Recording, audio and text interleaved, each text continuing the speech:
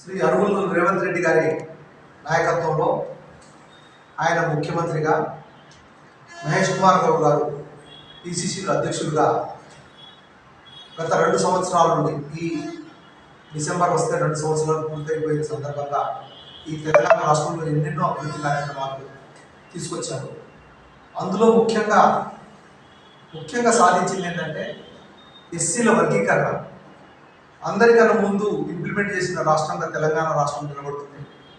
అలాగే బీసీలకు 42%, ఎందుకంటే రాహుల్ గాంధీ గారు ఏదైతే ఉద్దేశంతో ముందుకు పోతున్నారో, మేమెంతమందిమో మాకంత వాటా, మా భాగీదారి అంటే మేము సంఖ్యాపరంగా మా భాగం మాకు ఉండాలని చెప్పేసి అందరి భాగాలు ఎవరికి వారికి చెందాలనే ఉద్దేశంతో రాహుల్ గాంధీ గారు ఏదైతే కులగణన చేసేసి ఎవరి శాతం వారికి ఇవ్వాలని చెప్పేసి ఆలోచిస్తున్నారో, దానికి అనుగుణంగా అన్ని రాష్ట్రాల్లో అందరికన్నా ముందుగా రేవంత్ రెడ్డి గారి నాయకత్వంలోని ప్రభుత్వం ఇక్కడ 42% బీసీలకు రిజర్వేషన్ ఇచ్చేసి ఒక జీవో తీసుకొచ్చేసి ఈరోజు స్థానిక సంస్థల్లో కూడా 42% బీసీలకు, అలాగే 27% ఎస్సీ ఎస్టీలో కలిపేసి మొత్తం 69% రిజర్వేషన్తో తెలంగాణ రాష్ట్రంలో ఎన్నికలు పోతున్న సందర్భాన్ని మనం ఈ సందర్భంగా గమనిస్తా ఉన్నాం.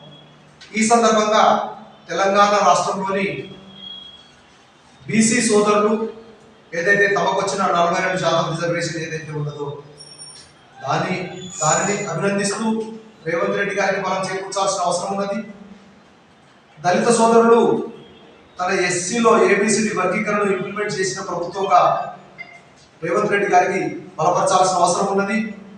ఈరోజు 10% రిజర్వేషన్ ఇంప్లిమెంట్ చేస్తున్న సందర్భంగా గిరిజన సోదరులు, అటు ఆదివాసులు కావచ్చు, ఇటు బంజారా సోదరులు కావచ్చు, అటు రేవంత్ రెడ్డి గారికి మరి ధన్యవాదాలు చెప్పాల్సిన అవసరం, అలాగే సహకారం చేయాల్సిన అవసరం ఉన్నది.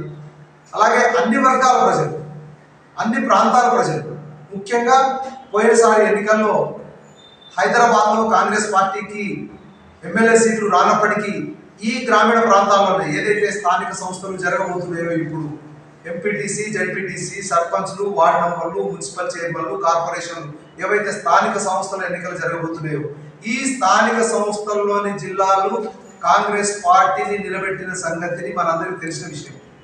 మళ్ళీ ఇవే ప్రాంతాలు ఈరోజు రేవంత్ రెడ్డి గారి నాయకత్వాన్ని బలపరుస్తూ కాంగ్రెస్ పార్టీకి అత్యధిక సీట్లలో గెలిపించాలని చెప్పేసి దేవరకొండ మండలం తరఫున, పాలకుర్తి నియోజకవర్గం తరఫున, జనగామ జిల్లా తరఫున తెలంగాణ రాష్ట్రంలోని ప్రజలందరికీ కోరుకుంటున్నాము. ఎందుకంటే ప్రతి ఒక్క బిడ్డ, అన్ని వర్గాలకు సంబంధించిన ఎస్సీ బిడ్డ, ఎస్టీ బిడ్డ, బీసీ బిడ్డ, ఓసీ బిడ్డ, ఎవరైనా సరే వారి సమస్యలను పరిష్కరించే బాధ్యత ఈ ప్రజాప్రభుత్వమైన రేవంత్ రెడ్డి గారు తీసుకుంటారని చెప్పేసి నేను వారి తరఫున ఘంటాపదంగా తెలియజేస్తా ఉన్నాను. మీరు పార్టీని ఆశీర్వదించండి, మీ కష్ట సుఖాలు పంచుకునే బాధ్యత ఈ ప్రజాప్రభుత్వానికి అని చెప్పేసి తెలియజేస్తా ఉన్నాను. ఇప్పుడు ఈ స్థానిక సంస్థల రిజర్వేషన్ల ద్వారా మీ గిరిజనులకు న్యాయం జరిగిందా, అన్యాయం జరిగిందా? 100% గిరిజనులకు న్యాయం జరిగింది. ఎందుకంటే రాష్ట్రం మొత్తంలో పూర్తి స్థాయి గిరిజనులు ఉన్న చోట వారికే రిజర్వేషన్ ఇవ్వడం జరిగింది. అలాగే 10% రిజర్వేషన్ కూడా ఇంప్లిమెంట్ చేయడం జరిగింది.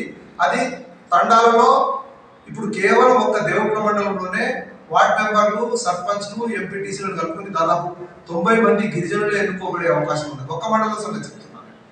అంటే రాష్ట్రం మొత్తంలో ఎంతమంది గిరిజనులు ఈసారి ప్రజాప్రతినిధులు ఎదురనే సంగతిని మనం గమనించాల్సిన అవసరం ఉన్నది. ఖచ్చితంగా గిరిజనుల్లోని అన్ని వర్గాలు, అటు ఆదివాసీ బిడ్డలు కావచ్చు, ఇటు బంజారా బిడ్డలు కావచ్చు, అందరికి కూడా కాంగ్రెస్ పార్టీ తరఫున రాజకీయంగా అవకాశాలు ఈ స్థానిక సంస్థలు దొరికే అవకాశం ఉందని చెప్పేసి నేను ఘంటాపదంగా చెప్తున్నాను. ఇంకా సంక్షేమ పథకాలను ఏ విధంగా మీరు మీ గ్రామాలకి తీసుకెళ్లి ప్రచారం చేయాలనుకుంటున్నారు? సంక్షేమ పథకాలు ప్రభుత్వం ఏదైతే చెప్పిందో, ఆరోగ్యశ్రీ పథకము ప్రతి కుటుంబానికి 10 లక్షల చొప్పున, దాని మీద చాలా మంది అంటే అవసరం ఉన్న వాళ్ళకే ఆరోగ్యశ్రీ వర్తిస్తుంది కాబట్టి అవసరం ఉన్న వాళ్ళు ప్రతి ఒక్కరు దీంతో చాలా సంతోషంగా ఉన్నారు. అలాగే ఉచిత బస్సు అనేది ప్రతి మహిళ, ప్రతి అమ్మ ఎక్కడికైనా తన అవసరం అనుకుంటే రూపాయి జేబులో ₹1 లేకపోయినా సరే ఆ ప్రాంతాలకు చేరుకుని పని చేసుకుంటూ అదొకటి నడుస్తూ ఉన్నది. అలాగే 500కే గ్యాస్ సిలిండర్ విషయంలో కూడా దాదాపు కొన్ని చోట్ల ప్రాబ్లం ఉందని చెప్పేసి కొంత తెలిసినప్పటికీ అది అందరికి పోతున్నది. అలాగే 200 ఉచిత విద్యుత్ అనేది కూడా అది దాదాపు ప్రతి ఇంటికి పోతున్న సంగతిని మనం గమనిస్తా ఉన్నాము. అలాగే రుణమాఫీ అనేది 2 లక్షలు, దాదాపు 19,000 కోట్ల రూపాయలు గతంలో 4 విడతలు కేసీఆర్ గారు చేస్తే చేయలేంది ఒకే విడతలో మన రేవంత్ రెడ్డి గారి ప్రభుత్వము రుణమాఫీ చేసిన సంగతిని మనం గమనిస్తా ఉన్నాము. చాలా పథకాలు, ఏవైతే చెప్పని పథకాలు కూడా ఈరోజు కాంగ్రెస్ పార్టీ చేపడతా ఉన్నది. కేసీఆర్ కులేశ్వరం పడితే ఈసారి ప్రాణాయిత చేయాల కట్టడానికి అని చెప్పేసి కాంగ్రెస్ పార్టీ ముందుకు వస్తున్నది.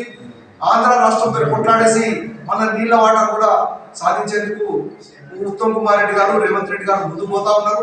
సో ఈ రకంగా ఏ రకంగా చూసినా సరే మరి ప్రతిపక్షాలు ఏవో మాట్లాడుతూ ఉంటాయి, కానీ ఇది ప్రజాపాలన.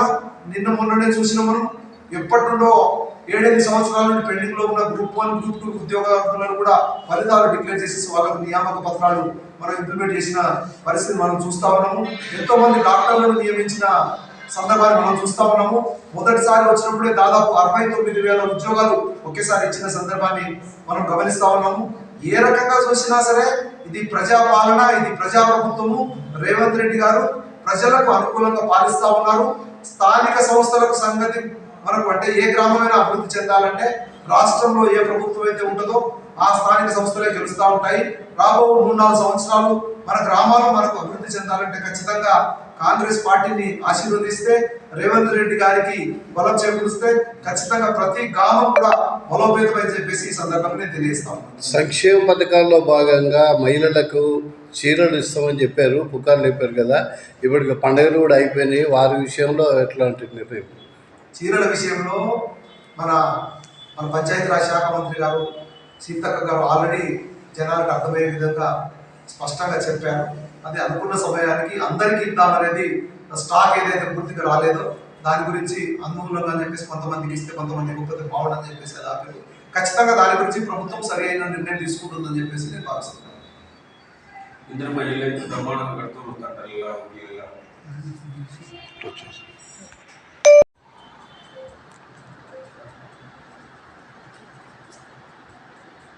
ఈ విజయదశమి దసరా పండుగ సందర్భంగా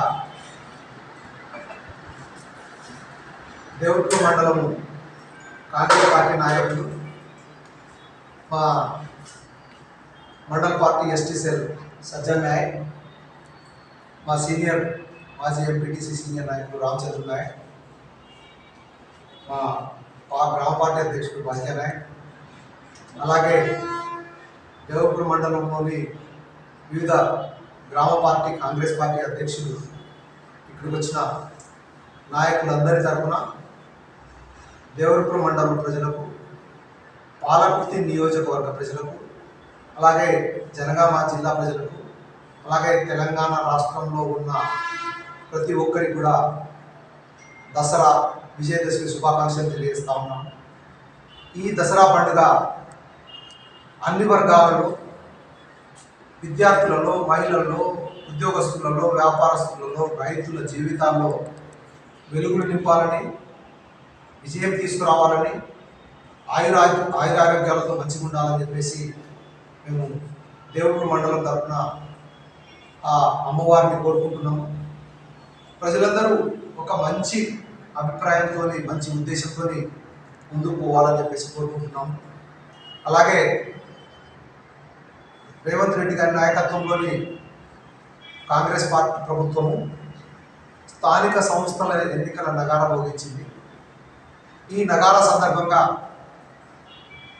దేవట్ల మండలంలో కావచ్చు, పాలకుర్తి నియోజకవర్గంలో కావచ్చు, అలాగే జనగామ జిల్లాలో కావచ్చు, అదేవిధంగా తెలంగాణ రాష్ట్రం మొత్తంలో అత్యధిక స్థానాలు, ఆ మాటకు వస్తే 100కు 100% జడ్పీ చైర్మన్ స్థానాలు,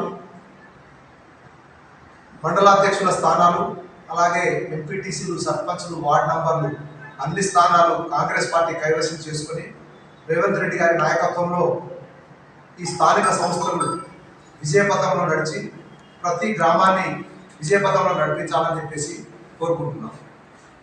అందరికీ విజయదశమి శుభాకాంక్షలు. నేను మీ డాక్టర్